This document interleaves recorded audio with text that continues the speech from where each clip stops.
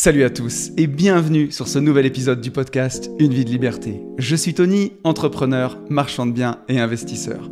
Auparavant chef d'entreprise, prisonnier d'une belle rat race, ce métro, boulot, dodo infernal, j'ai fait un burn-out en 2012 qui a tout remis en question. Je voulais changer de vie pour tout simplement vivre, avoir du temps pour profiter de ma famille et de mes proches, voyager et faire au quotidien une activité riche de sens.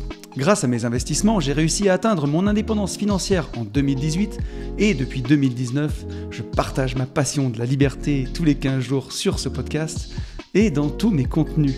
J'y parle beaucoup d'argent et d'investissement, mais aussi de développement personnel, avec parfois une pointe de philo, de dépassement de soi et surtout de cette belle, chère et tendre liberté. Parce que même si l'argent est indispensable pour être libre dans ses poches, je suis convaincu que la liberté ne vaut rien si l'on n'apprend pas à être libre dans sa tête. Et si, d'aventure, vous désirez aller plus loin avec moi, je vous propose des livres, des coachings, ainsi que des programmes de formation en ligne pour vous permettre d'accélérer votre route vers la liberté. Et si vous voulez un avant-goût de tout ça, je vous ai même préparé une formation complète, gratuite, de plus d'1h20 qui s'appelle « Les 4 piliers de l'indépendance financière ». Et d'ailleurs, merci, elle a déjà été téléchargée plus de 900 fois. Et cette formation, elle réunit et elle explique tous les leviers que j'ai utilisés et que j'utilise encore pour vivre cette belle liberté au quotidien. Tout ça est disponible sur notre site www.abinvest.net ou alors en description de cet épisode. Et c'est à nouveau avec un grand plaisir que je vous retrouve pour cet épisode. On va pas changer la tradition, hein. On va commencer comme je le fais tous les 15 jours en remerciant tous les gens qui m'ont mis un petit message suite au podcast de la dernière quinzaine. Alors un grand merci à Ilan, Romain, David, Sonia, Michael, Clément, Mika, Axel, Guillaume, Cassandre, Jérôme et Sylvie. Nous sommes 4632 sur YouTube et ça commence à ressembler à quelque chose, cette chaîne YouTube, ça fait plaisir. 439 notes sur Apple Podcast, une note 5 étoiles de plus. Merci beaucoup, surtout sur Apple Podcast, il y a besoin en ce moment parce que apparemment l'algorithme a changé et les écoutes du podcast s'en sont trouvées ressenties. Il n'y a plus le téléchargement automatique des épisodes comme il y avait avant. Donc voilà, n'hésitez pas à m'encourager, venez me soutenir sur YouTube, sur Apple Podcast avec une petite étoile. C'est vraiment ce qui aide à faire connaître ce podcast. Et je vous rappelle que si vous voulez me contacter, le plus simple, c'est encore de le faire sur Instagram, où nous sommes 9816 sur mon seul et unique compte Une vie de liberté. Les 10 000, ils approchent, hein, petit à petit, 9816. On commence à y arriver, hein, mais bon, voilà, venez m'aider, n'hésitez pas. Si vous n'êtes pas abonné à mon Insta, à le faire. Un Insta avec plus de 10 000 abonnés, ça permet d'aller toucher de plus en plus d'invités pour le podcast, de le faire connaître. Donc, ça m'aidera. Et encore une fois, merci à tous ceux qui prennent le temps de liker, de commenter ces podcasts. C'est aussi vous qui le faites vivre. Et je vous propose qu'on commence par les petites news. Donc les news, la première news la plus importante de cette quinzaine, c'est la création de la chaîne YouTube Nouveau Départ. J'espère que vous avez suivi ça, mais Nouveau Départ, c'est mon podcast avec Fab, 100% dédié à la PNL, un podcast qu'on anime en duo. Il y a un épisode public par mois et un épisode privé sur le groupe Patreon. L'idée, c'est vraiment de démystifier la PNL, vous donner toutes les clés que j'ai utilisées moi pour vivre libre justement et avoir un groupe Patreon où on est moins nombreux, où vous pouvez poser vos questions plus intimes et où on vous répond chaque mois avec Fab. On a commencé à être hébergé sur ma chaîne YouTube, pour commencer et justement avoir un petit peu d'audience. Et aujourd'hui, Nouveau Départ prend son envol avec sa propre chaîne YouTube. Ça, c'est quelque chose qui me fait très, très plaisir. Alors, vous le verrez, pour ceux qui me suivent sur YouTube, je mets toujours un petit teaser pour l'instant. Je pense que je vais faire ça 2-3 mois pour que les gens comprennent qu'on a changé de crèmerie. Mais voilà, pour les gens qui nous écoutaient sur les plateformes de podcast, pour vous, ça ne change rien du tout. C'est toujours pareil, ça n'a pas bougé. Pour ceux qui nous suivaient sur YouTube, c'est là où on a déménagé. Donc, encore une fois, j'espère que vous avez suivi ça. Nouveau Départ, c'est un podcast dont je suis très très fier. Ça me permet d'aider un maximum de gens grâce à la PNL et c'est fantastique. Et on a aussi des formations avec ça pour vous aider. On en a aujourd'hui 3 qui sont sorties. Il y en a 2 qui sont en préparation. Il y en a une qui est tournée, qui est au montage. Il y en a une autre que je tourne demain, mais tout est préparé. Ça va être encore fantastique. La prochaine, elle sortira donc au mois de mars. Elle va s'appeler « Vaincre les situations qui nous emprisonnent ». C'est si vous avez le malheur, comme ça m'est arrivé aussi, de vous retrouver dans une situation bloquante, une situation qui vous paraît inextricable, où vous ne pouvez pas vous en sortir, vous n'arrivez pas à vous offrir d'autres perceptions qu'une perception négative. Ben ça, c'est tout un ensemble de techniques pour arriver à surmonter ces situations-là.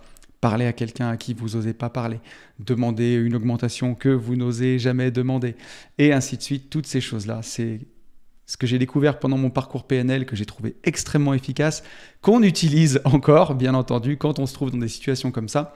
Donc ça va être top, ça va sortir premier mercredi de mars. Et deuxième formation qu'on tourne demain, qui s'appelle « Avoir enfin confiance en soi ». Dans ce domaine, comme Corneille, je viens de loin, donc c'est de la vraie expérience éprouvée, plus tout le bagage théorique, pratique de Fab en PNL. Ça va être une formation exceptionnelle. On a préparé toute la trame, on est prêt à tourner demain. Je sens que, pareil, je suis très fier en tout cas de ce qu'on a fait sur le papier. Je pense que ça va être une formation exceptionnelle. Et ça sortira le premier mercredi d'avril. Donc, encore une fois, je suis hyper content parce qu'avec Une vie de liberté, vous le savez sur ce podcast, j'ai eu à cœur d'aider depuis que je l'ai créé.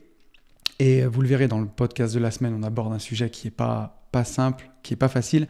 Ça fait d'ailleurs 3 ou 4 fois que je recommence ce podcast parce que je pense que le sujet me travaille un peu pour aujourd'hui. Ça va être un sujet qui me tient aussi à cœur.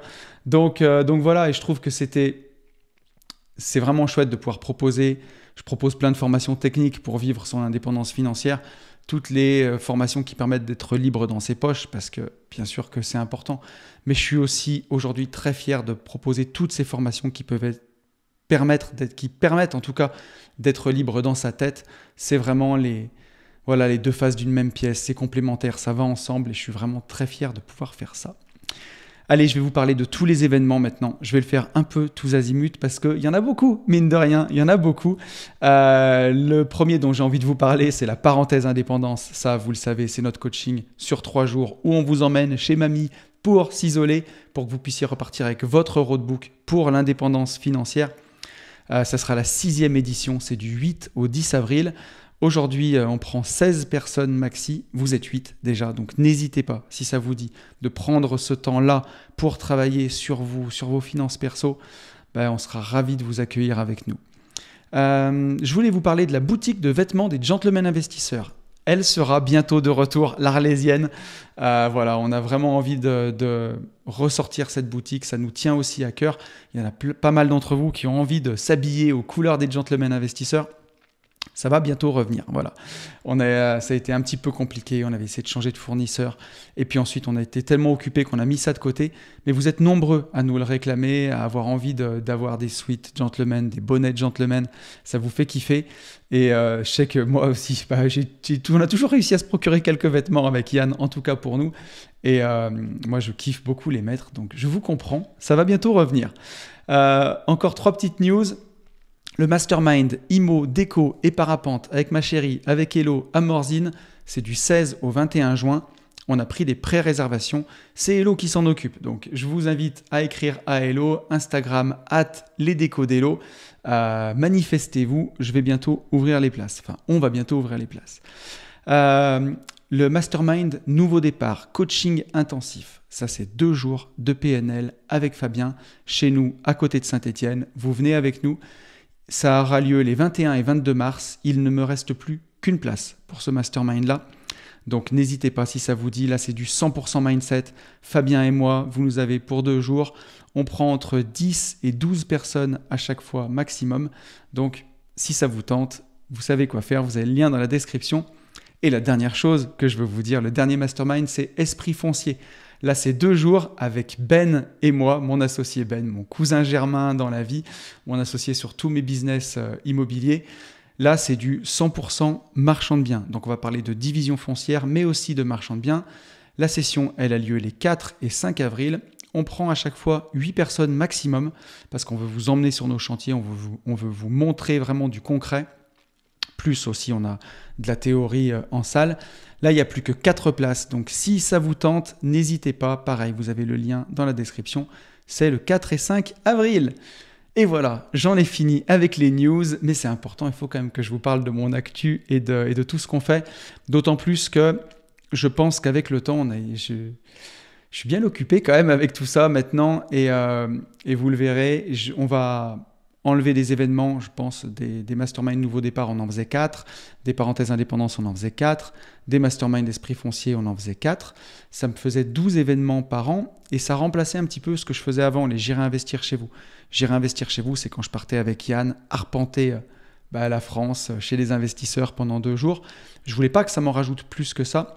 Et aujourd'hui, on va enlever, je pense, un événement de chaque. Donc 3 parenthèses, 3 coachings intensifs et 3 masterminds d'esprit foncier. En tout cas, c'est ce qui est prévu pour 2024 et on verra après pour 2025. Mais voilà, c'est passionnant de pouvoir créer tout ça, de pouvoir vous rencontrer, mais ça prend aussi pas mal de temps finalement. Et on aime tout. Là, dans 3 semaines, on part au MMA avec les Gentlemen Investisseurs. 1 semaine autour du sport, du MMA, ça va être aussi passionnant. Donc voilà, il faut trouver le temps de tout faire. Et vous verrez, on va parler dans ce podcast justement du temps, de la gestion de son temps aussi, du temps qu'on a sur Terre et de ce qu'on décide d'en faire. Et je pense que voilà, ça c'est aussi... beaucoup.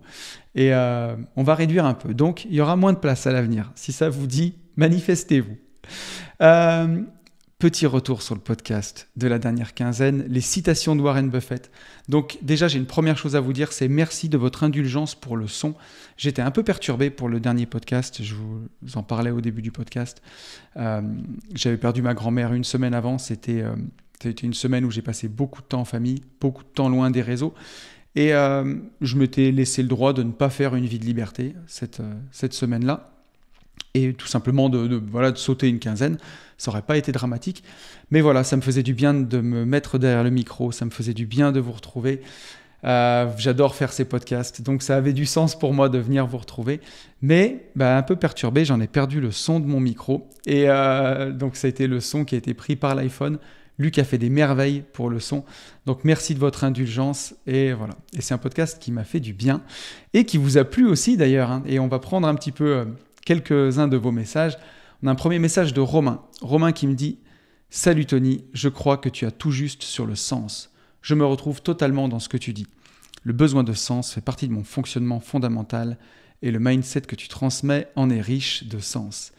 La notification du lundi matin lorsque ton podcast sort, c'est la garantie d'un moment agréable et constructif.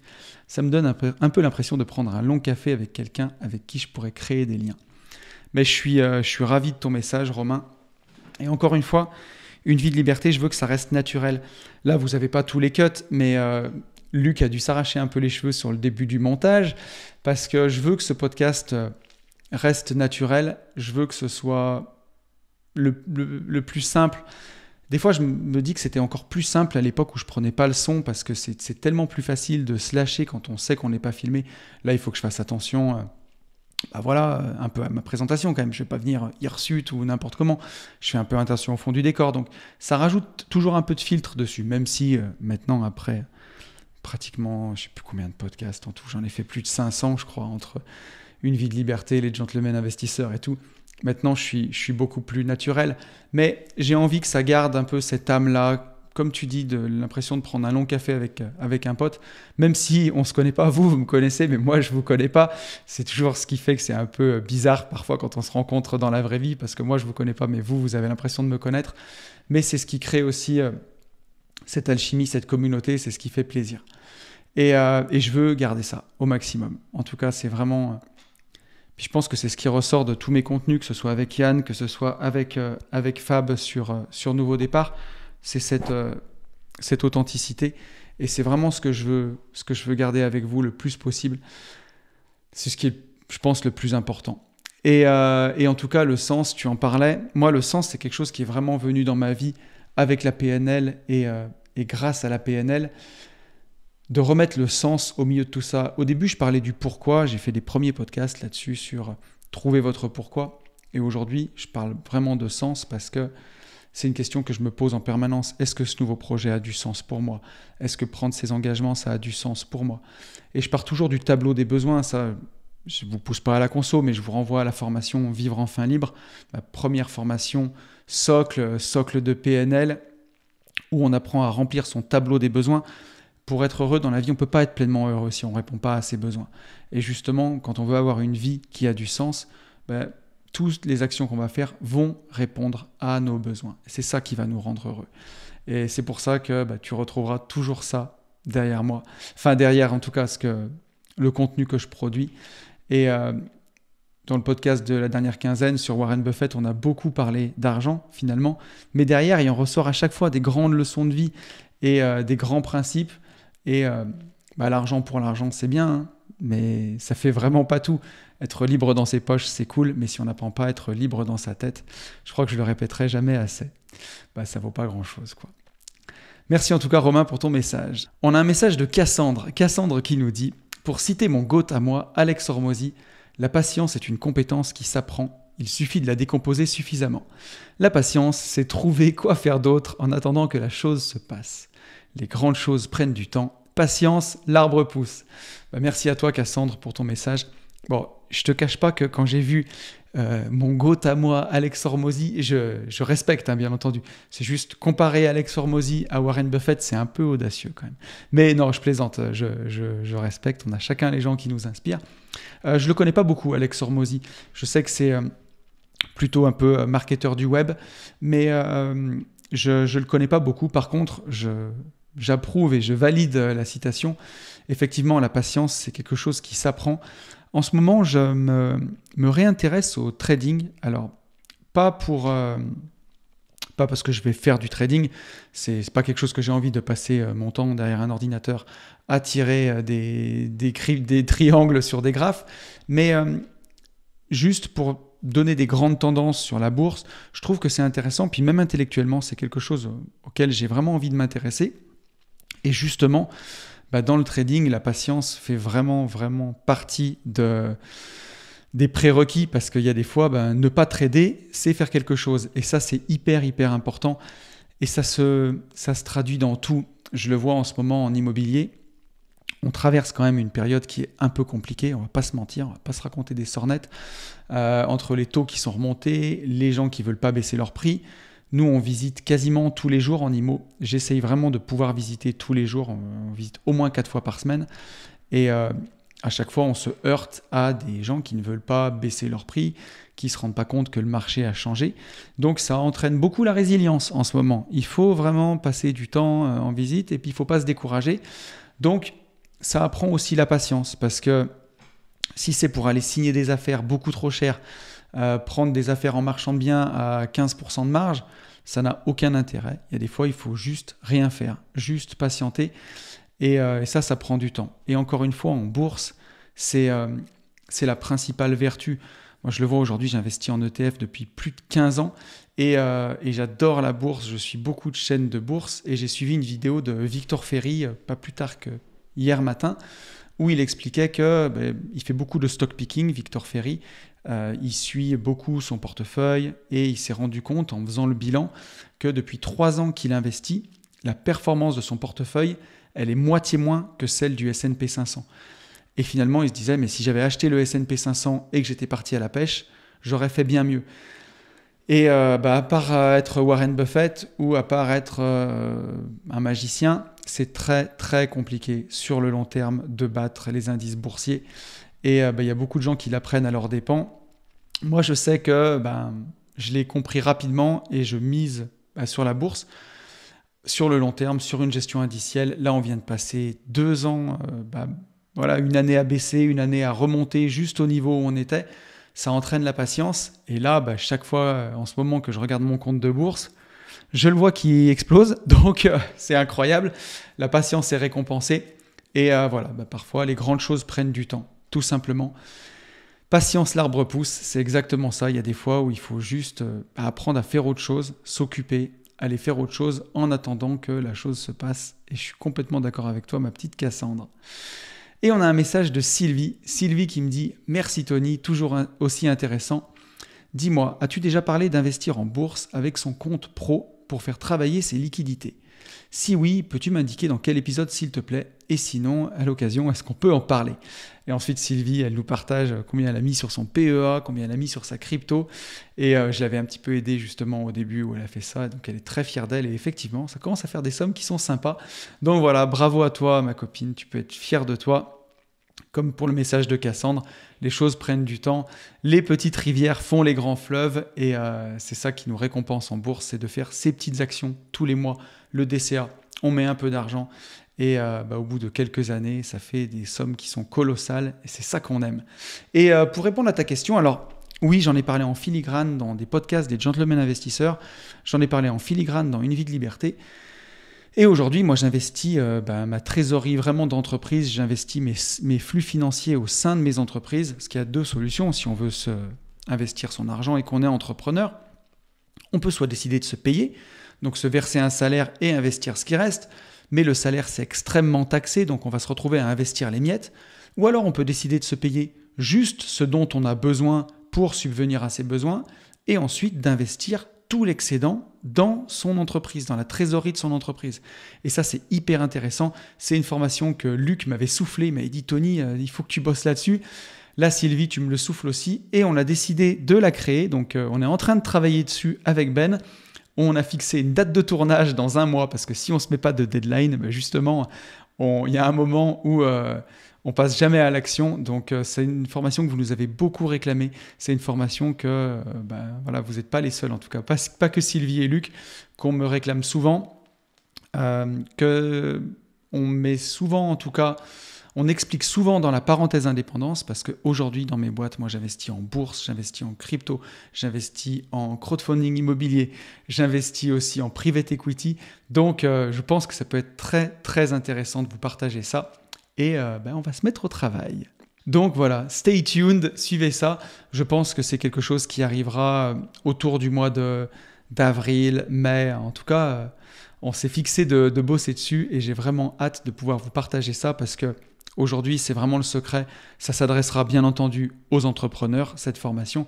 Mais si vous êtes entrepreneur, plutôt que de faire comme je l'ai fait pendant 12 ans, me payer un gros salaire et investir les miettes, il valait mieux me payer juste ce qu'il faut pour vivre et investir l'argent avant impôt au sein des entreprises. C'est ce qui permet de faire grossir la boule de neige beaucoup plus vite. C'est ce que je fais aujourd'hui.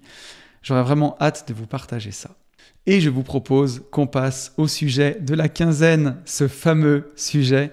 On va parler de la mort aujourd'hui, effectivement. Voilà, donc voilà, ne fuyez pas tous. Ne fuyez pas. Parce que j'en rigolais avec Luc avant de préparer ce podcast. Quand je lui ai dit le thème, il m'a dit « Mais t'es fou, on va pas faire d'écoute ». Et effectivement, mais je vais vous expliquer pourquoi j'ai eu envie de vous parler de ce sujet. Parce que mon année 2024, elle a malheureusement commencé par beaucoup de morts autour de moi. Voilà. Et vraiment tout au début, dès le 1er janvier. Donc c'est une année qui est marquée, en tout cas mon début d'année, par ça.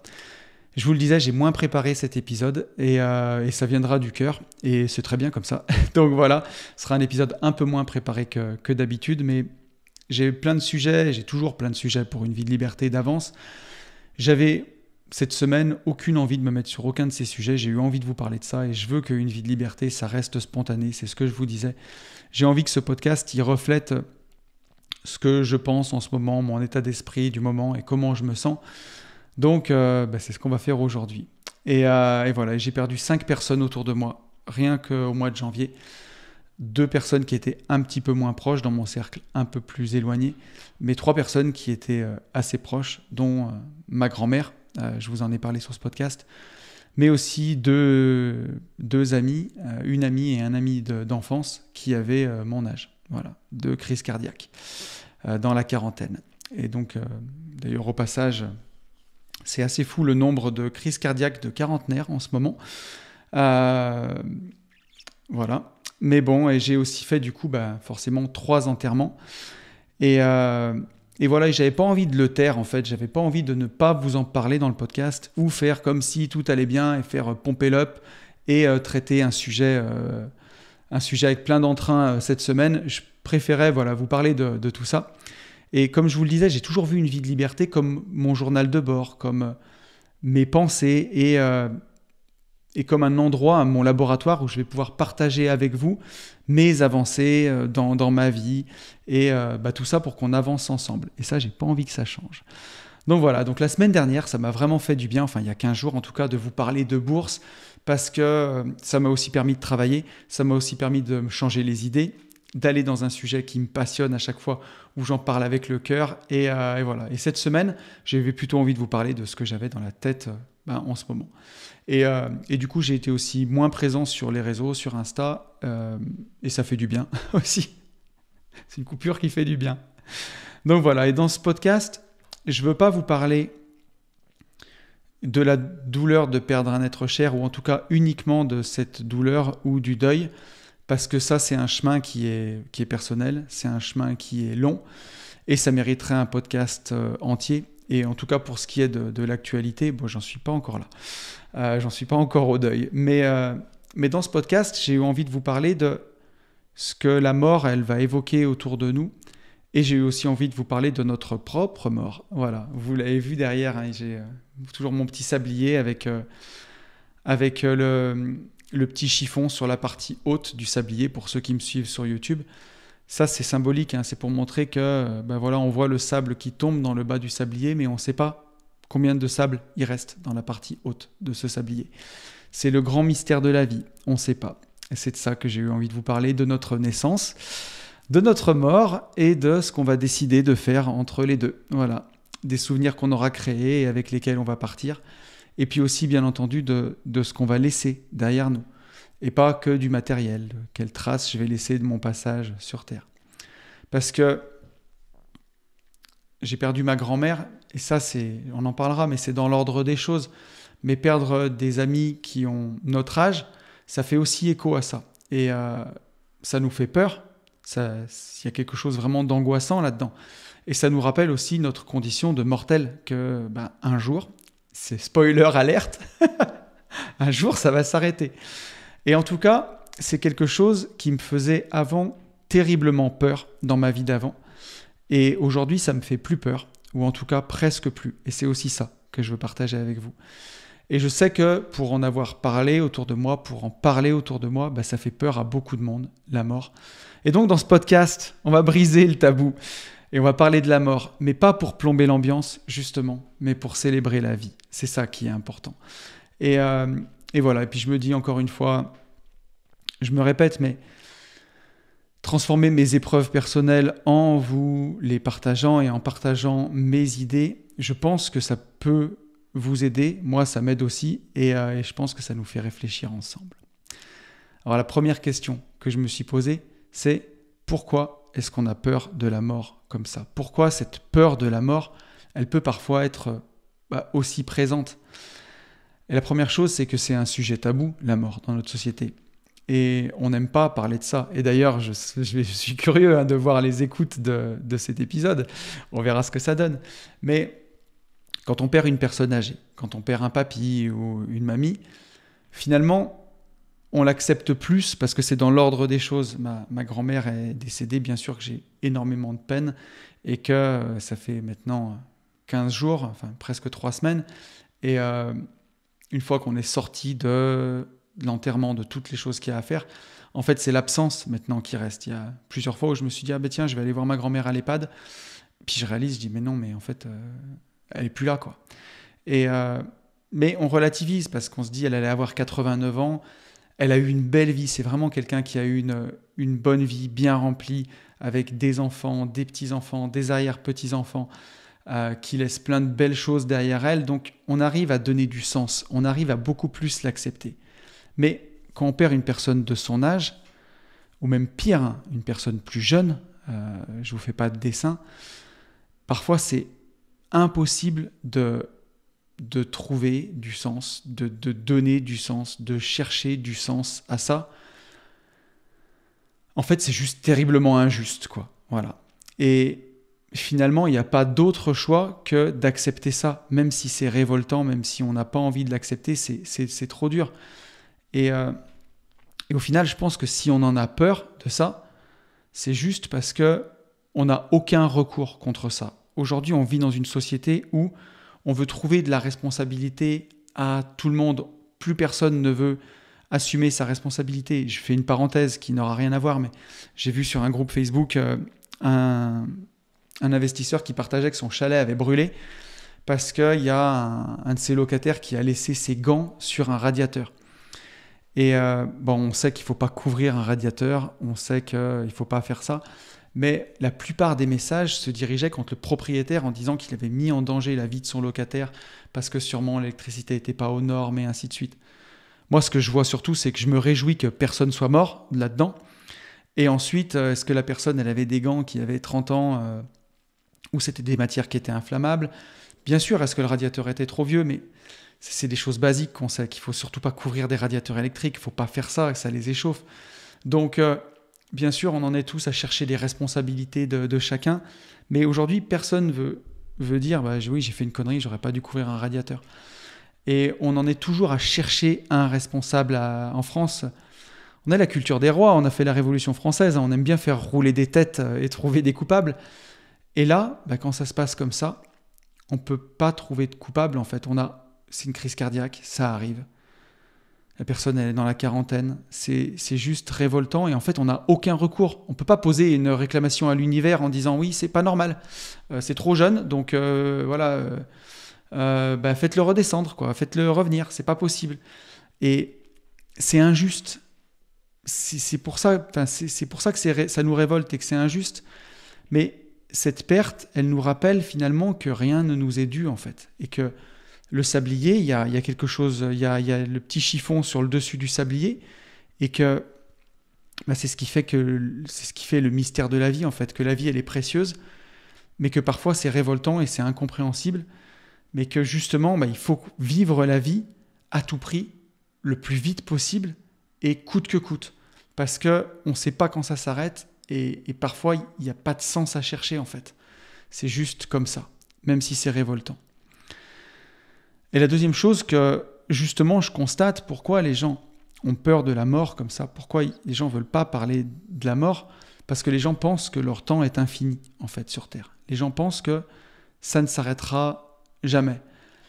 Alors qu'en fait, c'est plutôt qu'on ne sait jamais quand ça s'arrête. Et que justement, la mort d'un proche, de quelqu'un qui a notre âge, ça nous rappelle aussi notre propre fin, et qu'elle peut survenir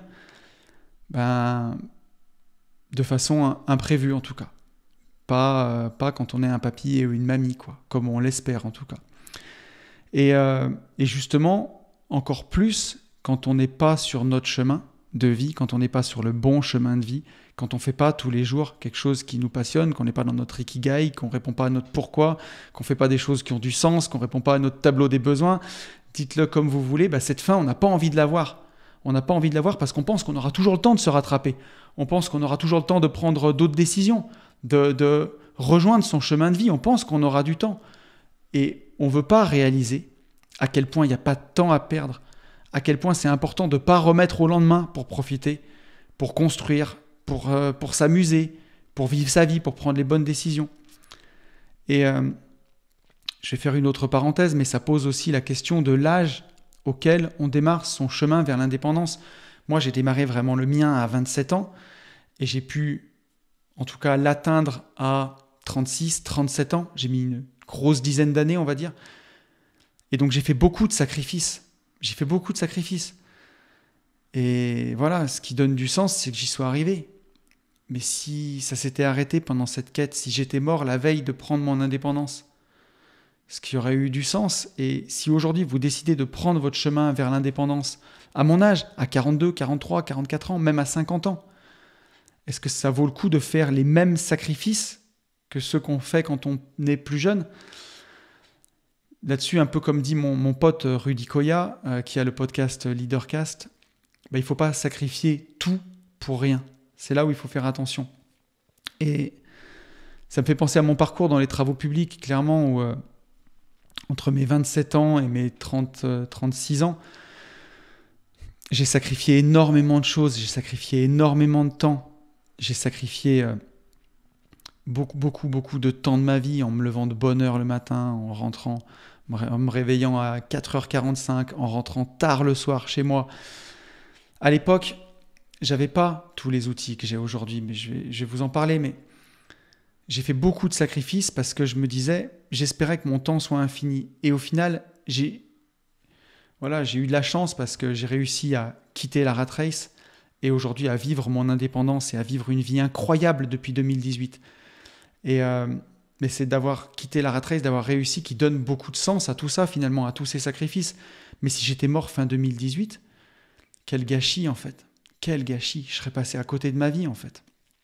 Et aujourd'hui, grâce à mes outils PNL, grâce à tout ce que je sais faire, je sais réussir en donnant du sens à ce que je fais, en faisant des choix qui ne sont pas des sacrifices. Donc, si aujourd'hui je devais redémarrer de zéro, je saurais construire mon indépendance avec plaisir, avec joie.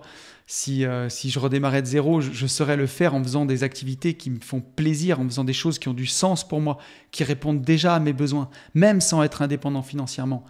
Mais à l'époque, je ne savais pas faire.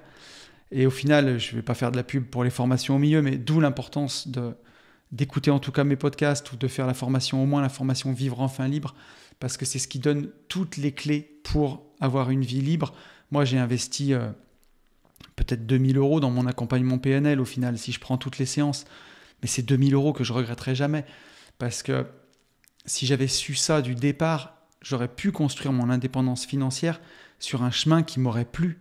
Et j'aurais pas pris le risque de sacrifier toutes ces années, parce que si j'étais mort juste au bout de 10 ans de sacrifice, sans voir mes enfants, en me séparant, en sacrifiant tout mon temps, quel gâchis. Et voilà, donc au final, je suis reconnaissant d'avoir eu tout ce temps-là de vie pour profiter de cette indépendance, pour profiter de toutes ces belles choses. Et je sais qu'aujourd'hui, je me questionne en permanence sur mes buts, sur mes besoins, justement. Je refais mon tableau des besoins tous les 6 mois pour être sûr que tous mes prochains choix vont répondre à mes besoins et me rendre heureux. Et je regarde aussi bien l'arbitrage de mon temps pour être sûr de ne pas m'égarer. Je vous le disais au début de ce podcast, quand je vais enlever une parenthèse indépendance, quand je vais enlever un mastermind division foncière et un coaching intensif, toutes ces choses-là, c'est des choses qui me font du bien, qui répondent à mon besoin intellectuel de transmettre, d'aider, comme ce que je fais avec Une vie de liberté, comme ce podcast que j'anime tous les 15 jours, comme tous mes vlogs. Mais pareil, en ce moment, je me pose la question justement de réduire aussi les vlogs, parce que je me rends compte que c'est quelque chose qui me prend beaucoup de temps, que parfois, j'ai pas tout le temps des choses à raconter, et que parfois, je dois chercher un sujet, je dois y passer plus de temps. Et au final, je veux garder cette spontanéité, je veux garder cette authenticité. Et je me pose aussi cette question de supprimer, pourquoi pas, un vlog par mois, de garder que le vlog Marchande bien avec Ben, et enlever des événements justement pour avoir plus de temps et ne pas m'égarer, avoir plus de temps en famille, plus de temps avec mes enfants aussi. Donc, c'est quelque chose que je questionne aujourd'hui en permanence parce que j'ai vraiment cette valeur du temps qu'on a ici, de ce qu'on va en faire. Aujourd'hui, j'ai la chance d'être indépendant financièrement, de ne pas avoir besoin de travailler pour de l'argent. Donc, ma plus grande richesse, c'est vraiment mon temps. Et voilà. Et au final, ce que je veux dire par là, c'est que quand je vois des investisseurs qui ne passent pas à l'action par peur, mais ça me rend fou aujourd'hui. Même si je le comprends parfaitement, parce que pour moi, à l'époque où j'étais à Lyon, dans ma boîte de TP, dans ma rat race, c'était extrêmement difficile. Et là, j'ai un ami que j'aime beaucoup, qui se reconnaîtra, je ne vais pas dire son nom, mais il se reconnaîtra, que j'appelle de temps en temps sur la route du CrossFit et on discute ensemble le matin. Et je sais qu'il est dans un boulot qu'il déteste et je sais qu'il ne le quitte pas pour plein de bonnes raisons pour lui et pour plein d'excuses pour moi aujourd'hui. C'est une personne exceptionnelle qui a une grande valeur, qui pourrait apporter tellement dans un autre boulot, dans une autre boîte, dans un autre job, mais qui aujourd'hui n'arrive pas à voir, malheureusement, que la vie elle est courte, qui gâche son temps et qu'il faut absolument qu'il change, et que c'est pas une question d'indépendance financière, mais que c'est juste une question où il y a un moment, coûte que coûte, en fait, il faut changer parce que tu sais pas quand ça s'arrête, et si ça s'arrête avant que tu l'aies prévu, en fait, c'est du temps gâché. Et même si j'en parle avec beaucoup de bienveillance parce que j'étais à sa place il y a 5 ans, 6 ans, 7 ans, 8 ans, 9 ans, et j'arrivais pas non plus, moi, à voir ce chemin. Et je sais que ce podcast, je le jette comme ça, je le jette de façon authentique. Peut-être qu'il va toucher certains d'entre vous et qu'il va déclencher des déclics. Peut-être que pour d'autres, ce sera juste une goutte d'eau de plus. pour faire déborder le vase à un moment et arrêter et vous permettre de prendre cette décision de faire tous les jours quelque chose qui a du sens pour vous. Si c'est ça, c'est déjà bien. Mais voilà, et j'ai beaucoup de bienveillance pour mon pote justement parce que je sais que pour moi aussi c'était difficile. Il y a plein de gens moi aussi qui me l'ont dit et je leur répondais, mais tu te rends pas compte ? Je gagne 4 500, 5 000, 6 000 euros par mois. Comment je vais arriver à gagner 6 000 euros par mois dans un autre boulot ? Comment je vais faire ?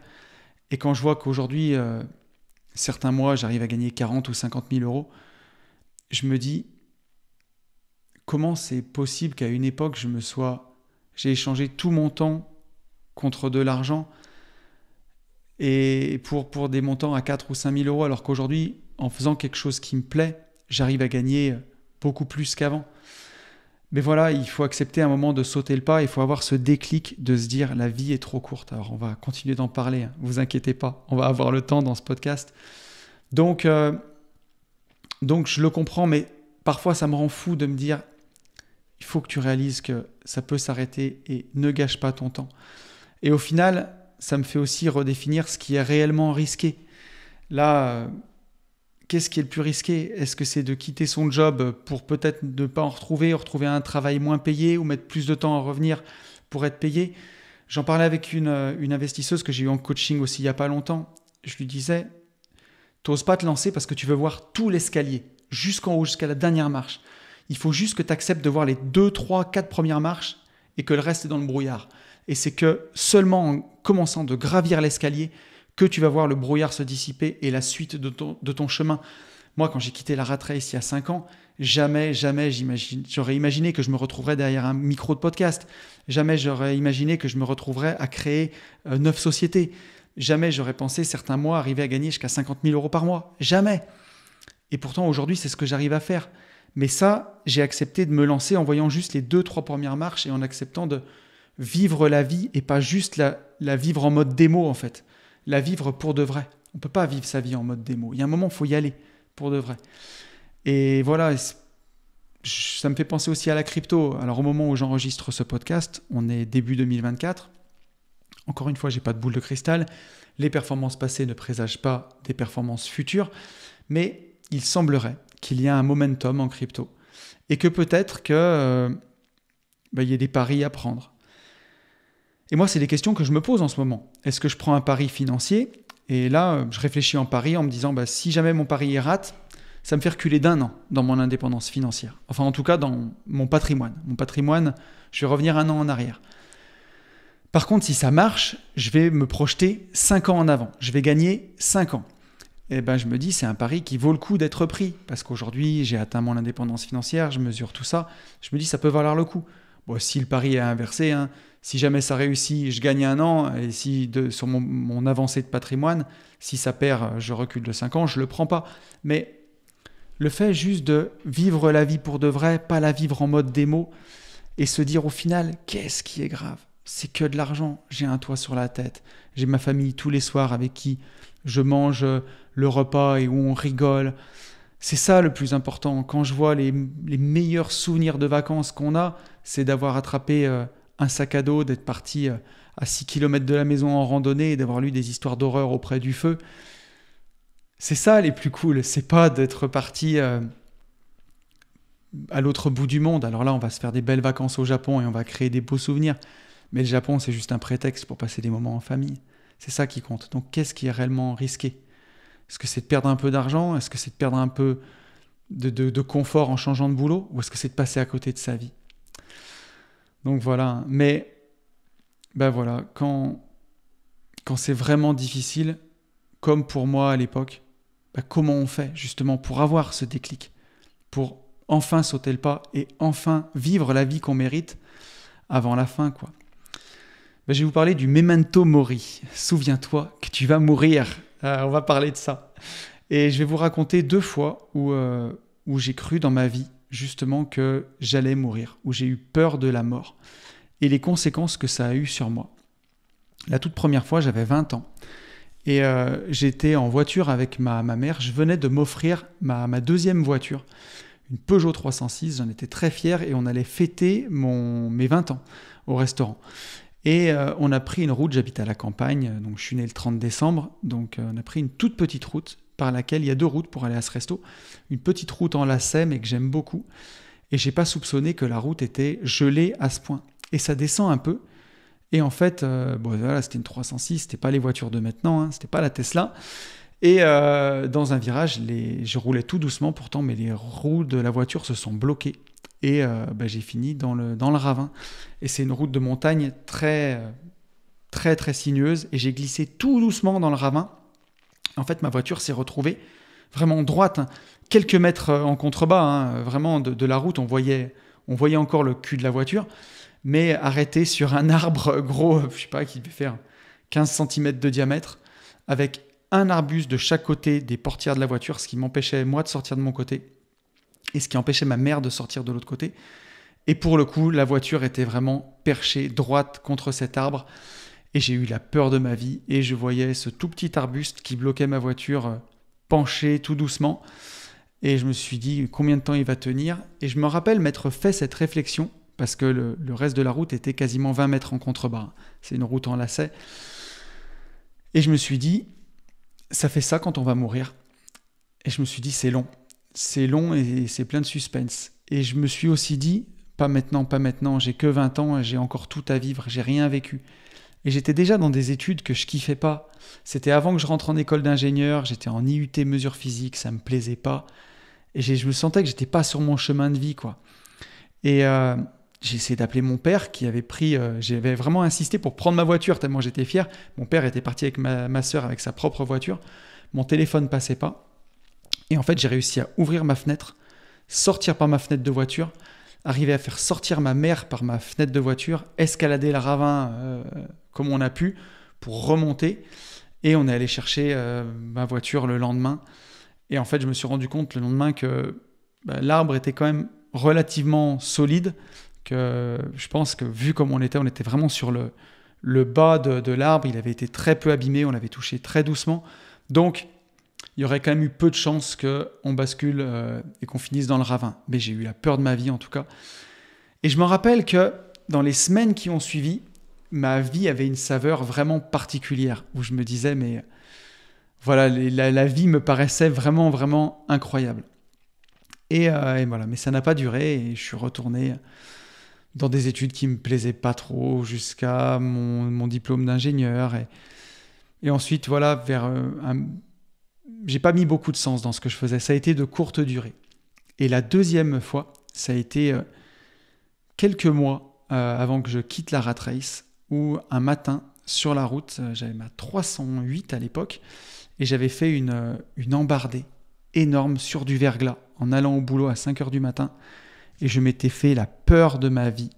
Et j'ai vraiment vu, ma voiture a fait, sur l'autoroute, une glissade. Et je me suis vu mourir. J'ai vraiment eu extrêmement peur. J'ai eu une décharge d'adrénaline. J'étais pas loin du bureau. Donc quand je suis arrivé au bureau, je me suis allongé tellement j'ai eu peur. Et je m'étais dit, par pitié, pas maintenant, quoi. Pas maintenant. J'ai gâché ma vie. J'ai gâché mon potentiel. Si je meurs maintenant, j'aurais tout gâché. Et je me rappelle avoir eu une trouille bleue de ça. Mais une trouille bleue. Et vraiment, le fait d'être vivant, je m'étais dit, mais je remercie le bon Dieu, je remercie l'univers d'être en vie, de ne pas m'être tué, parce que si j'étais mort maintenant, tous les sacrifices que j'ai faits pour vivre la liberté, finalement, ils auraient eu en fait aucun sens. Et je me souviens que là, ça a duré plus longtemps, et dans les semaines qui ont suivi, je me sentais heureux d'être en vie, je me sentais béni en fait, je me sentais comme si j'avais échappé à la mort pour de vrai, comme si j'avais eu une deuxième vie dans un jeu vidéo, quoi, comme si j'avais eu une seconde chance. Et voilà. Et je sais qu'aujourd'hui, si ça devait arriver, si je devais mourir, alors bien sûr, le plus tard possible, j'ai encore plein de rêves à accomplir, j'ai encore plein de choses, et je pense surtout à ceux qui restent, et notamment mes enfants, où je ne voudrais pas laisser au monde 2 enfants de 13 et 15 ans sans avoir fini de les élever. Mais par contre, si je devais partir aujourd'hui, je sais que je partirais en accord avec moi-même. J'aurais plus peur parce que je vis pleinement la vie que je dois vivre. Je suis en accord avec moi-même, je suis en accord avec ce que je fais. Et voilà, je me dirais, bien sûr, c'est trop tôt. je voudrais encore plus de temps. Mais par contre, je me dirais au moins, je pars à la tête haute, quoi, en ayant vécu la vie que j'avais envie de vivre. Et je me rappelle que ces expériences, à l'époque, elles m'ont donné, en tout cas, l'envie de vivre pleinement. La première fois, j'avais 20 ans, j'étais peut-être trop jeune, mais la deuxième fois, je m'en rappelle encore. Et je sais que je me dis, j'ai l'impression d'avoir eu une seconde chance, en fait, clairement. Et même si après, le soufflet retombe toujours un peu, il faut le regonfler souvent, ce soufflet. Et moi, pour cela, au lieu de ne pas penser à la mort, je pense souvent à la mort. Et c'est ce qui m'aide justement à regonfler ce soufflet et à reprendre vraiment le goût à la vie. C'est pour ça que je vous disais que je ne voulais pas parler de la mort de façon plombante, mais pour célébrer la vie. Parce que se rappeler tous les jours qu'un jour on va mourir, c'est se rappeler que la vie c'est un cadeau et que justement rien nous est dû et qu'il faut en profiter comme il se doit. Et pour cela, justement, on va reparler des stoïciens. Rappelez-vous, les stoïciens, mon podcast sur Marc Aurèle.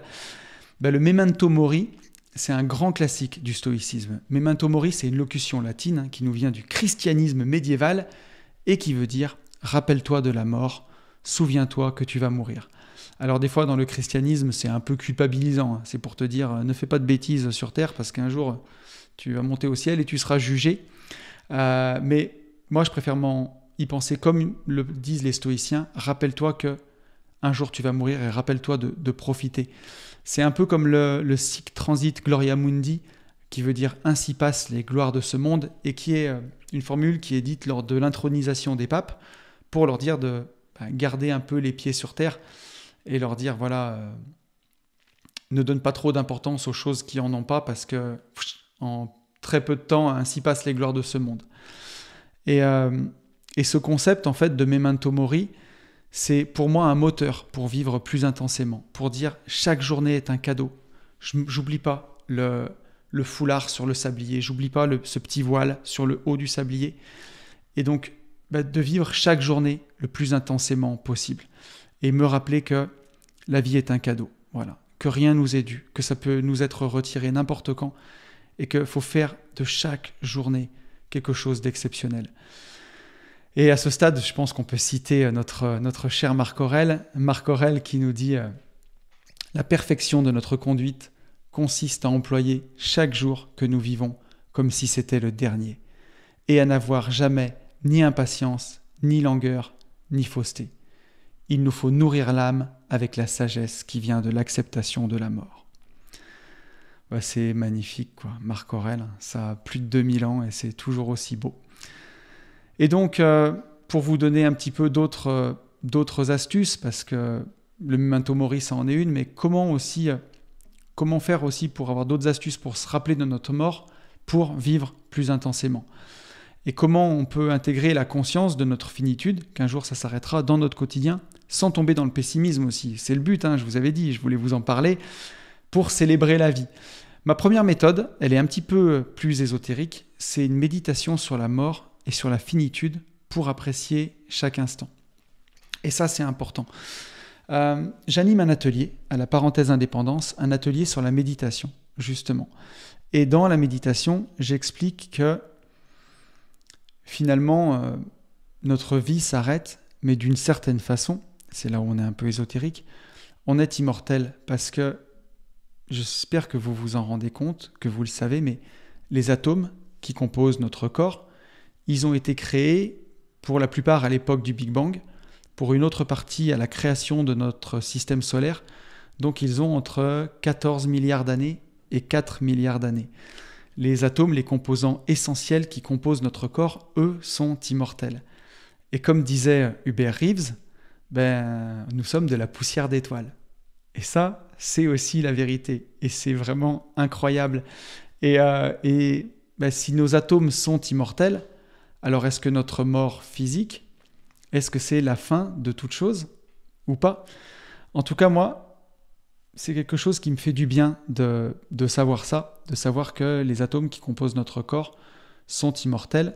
Et justement, quand je médite, je fais cette méditation sur la finitude. Donc c'est une méditation où je vais me concentrer sur ma respiration et je vais concentrer mes pensées sur moi qui suis en train de vieillir. Voilà, mon menton qui devient encore plus blanc, mes cheveux qui deviennent encore plus blancs et moi qui deviens encore plus vieux.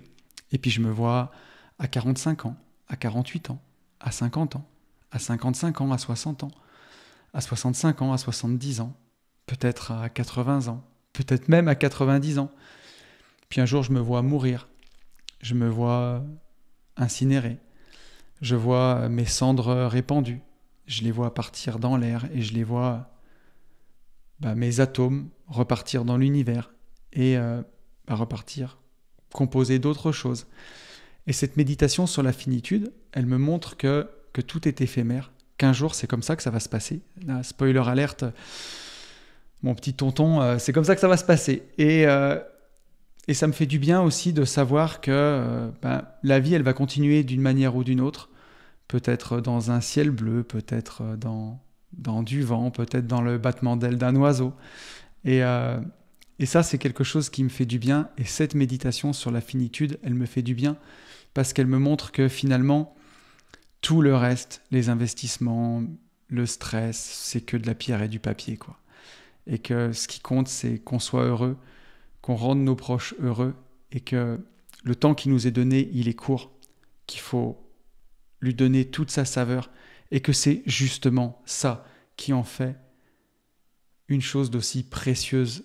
Moi, je me rends compte que mon corps, il n'a pas 42 ans, finalement, il a 14 milliards d'années. C'est impossible de se rendre compte de ce que ça représente et de se dire que c'est là un temps, puis après ça continuera sous une autre forme. Et qu'au final, ce qui reste, c'est un grain de sable, c'est un battement d'ailes de papillon, c'est un clignement de cils, et que c'est pour ça que c'est aussi précieux, qu'il faut y donner toute son importance. Donc, méditation sur la finitude. Et ma deuxième méthode, elle est beaucoup plus pragmatique, hein. C'est de faire et de programmer des choses. Parce que voilà, on pense toujours qu'on a le temps. Et c'est pour ça, je vous le disais, qu'on repousse sans cesse les choses importantes. Un voyage en famille, des retrouvailles entre potes, une discussion importante qu'on devrait avoir. Là, j'ai plein d'exemples qui me viennent en tête, mais avec les copains d'enfance, on voulait faire le tour de Corse en moto depuis des années. Et un jour, on s'est mis autour d'une table et on a dit, c'est bon, on se débrouille, on bloque tous une date, on y va. Et aujourd'hui, on a fait ces vacances-là. Et c'est des vacances, quand j'y repense, mais elles étaient merveilleuses. C'est quel bonheur à plus de 40 ans de pouvoir passer une semaine en vacances avec ses potes d'enfance, de pouvoir les voir tous les matins, de se dire pendant une semaine, tous les matins on va se voir, tous les après-midi on va être ensemble, tous les soirs on va rire. Il y a eu notamment une soirée au resto où vous avez sûrement vécu des soirées comme ça avec vos potes, où il y a un petit trou dans le temps qui se fait et où c'est une petite capsule hors du temps, où on a fait les cons, on a un peu picolé, où on a ri. Et je sais que ces souvenirs-là, je les aurai pour moi et pour nous toute ma vie au fond de moi. Et d'avoir créé ça, c'est fantastique. Et ça s'est passé pourquoi ? Parce qu'il y a eu un moment où on a créé un groupe WhatsApp et on a dit « Ok, tout le monde prend son agenda, on bloque une date. » Et pareil pour le Japon, quand je l'ai organisé en début d'année, c'est voilà, faites ça. Quand quelque chose vous tient à cœur, quand vous sentez que vous n'êtes pas dans le bon boulot, ok, posez des CV, allez passer des entretiens. Mais prenez une décision tout de suite, maintenant. Arrêtez de repousser. Quand quelque chose vous tient à cœur, ne le repoussez pas à jamais. Prenez tout de suite une décision. Prenez tout de suite un rendez-vous. Prenez tout de suite un moment parce que la vie passe trop vite. Et là, j'ai envie de vous dire, peu importe l'indépendance financière, peu importe tout ça au final, c'est pas ça qui est le plus important. Mais c'est que chaque jour, vous fassiez quelque chose que vous aimez.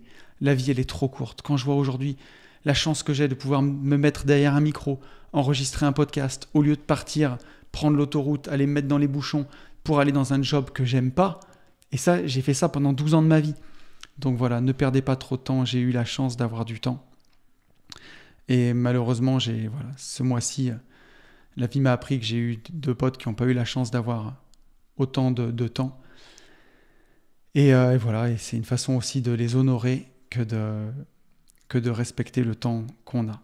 Et justement, c'est ce que je vous dirais en conclusion de ce podcast, c'est que le décès de nos proches, ça nous rappelle que notre temps ici, il est limité et qu'on n'a justement pas de temps à perdre. Et plutôt que d'avoir gardé ça pour moi ce mois-ci, moi je vous encourage à parler de la mort de manière libre pour mieux apprécier la vie. Et aussi, et ça c'est peut-être le plus important, de vivre pour ceux qui nous ont quittés. Vivre notre vie pleinement, c'est vraiment honorer ceux à qui il a manqué un petit peu de temps. Parce que quand on est de la poussière d'étoiles, on a mieux à faire que de passer à côté de ses rêves. Alors dis-moi, quelle décision vas-tu prendre aujourd'hui pour honorer ta vie? Je vous retrouve dans 15 jours et d'ici là, vous le savez, je vous souhaite le meilleur et je vous souhaite, par-dessus tout, de vivre libre. Yeah, it's my life. My own words, I guess. Have you ever loved someone so much you giving on for? Not the expression, no, literally giving on for. When they know they're your heart and you know you are their armor, and you will destroy anyone who would try to harm her. But what happens when karma turns right around to bite you, and everything you stand for turns on you to spite you? What happens when you become the main source of a pain? Daddy, look what I made. Dad's gotta go catch a plane. Daddy, where's mommy? I can't find mommy. Where is she? I don't know, go play. Haley, baby, your daddy's busy. Daddy's writing the song ain't gonna write itself. I give you one underdog and you gotta swing by yourself. Then turn right around in that song and tell her you love her, and put hands on her mother who's a spitting image of her. That's Slim Shady, yeah baby, Slim Shady's crazy. Shady made me, but tonight Shady's rockabye baby. And when I'm gone, just carry on, don't mourn, rejoice. Every time you hear the sound of my voice, just know that I'm looking down on you, smiling and nodding and feel it, dang. So baby, don't feel no pain, just smile back. And when I'm gone, just carry on, don't mourn, rejoice. Every time you hear the sound of my voice, just know that I'm looking down on you, smiling and nodding and feel it, dang. So baby, don't feel no pain, just smile back. I keep having this dream, I'm pushing Haley on the swing. She keeps screaming, she don't want me to sing. You're making mommy cry, why is mommy crying? Baby, daddy ain't leaving no more, daddy, you're lying. You always say that, you always say this is the last time, but you ain't leaving no more, daddy, you're mine. She's piling boxes in front of the door, trying to block it. Daddy, please, daddy, don't leave, daddy, no, stop it. Goes in the pocket, pulls out a tiny necklace locket. It's got a picture, this'll keep you safe, daddy, take it with you. I look up, it's just me standing in the mirror. These thinking walls must be talking, cause man, I can hear them. They're saying you got one more chance to do right, and it's tonight. Now go out there and show them that you love them, for it's too late. And just as I go to walk out of my bedroom door, it turns to a stage, they're gone, and the spotlight is on, and I'm singing. And when I'm gone, just carry on, don't mourn, rejoice. Every time you hear the sound of my voice, just know that I'm looking down on you, smiling and nodding and feel it, dang. So baby, don't feel no pain, just smile back. And when I'm gone, just carry on, don't mourn, rejoice. Every time you hear the sound of my voice, just know that I'm looking down on you, smiling and nodding and feel it, dang. So baby, don't feel no pain, just smile back. 60,000 people all jumping out this seat. The curtain closes, they're throwing roses at my feet. I take a bow and thank you all for coming out. They're screaming so loud, I take one last look at the crowd. I glance down, I don't believe what I'm seeing. Daddy, it's me, help mommy, her wrists are bleeding. But baby, we're in Sweden, how did you get to Sweden? I followed you, daddy, you told me that you weren't leaving. You lied to me, dad, and now you made mommy sad. And I bought you this coin, it says #1 dad. That's all I wanted, I just wanna give you this coin. I get the point, fine, me and mommy are going. But baby, wait, it's too late, dad, you made your choice. Now go out there and show them that you love them more than us. That's what they want you, Marshall, they keep screaming your name. It's no wonder you can't go to sleep, just take another pill. Yeah, I bet you will, you rap about it, yeah, word, keep it real. I hear applause, all this time I couldn't see. How could it be that the curtain is closing on me? I turn around, find a gun on the ground, cock it, put it to my brain, scream die Shady and pop it. The sky darkens, my light flashes, the plane that I was supposed to be on crashes and burns to ashes. That's when I wake up, alarm clock's ringing, there's birds singing, it's springing. Haley's outside swinging. I walk right up to Kim and kiss her, tell her I miss her. Haley just smiles and winks at her little sister, almost as if to say, when I'm gone, just carry on, don't mourn, rejoice. Every time you hear the sound of my voice, just know that I'm looking down on you, smiling and nodding and feel a thing. So baby, don't feel no pain, just smile back. And when I'm gone, just carry on, don't mourn, rejoice. Every time you hear the sound of my voice, just know that I'm looking down on you, smiling and nodding and feel a thing. So baby, don't feel no pain, just smile back.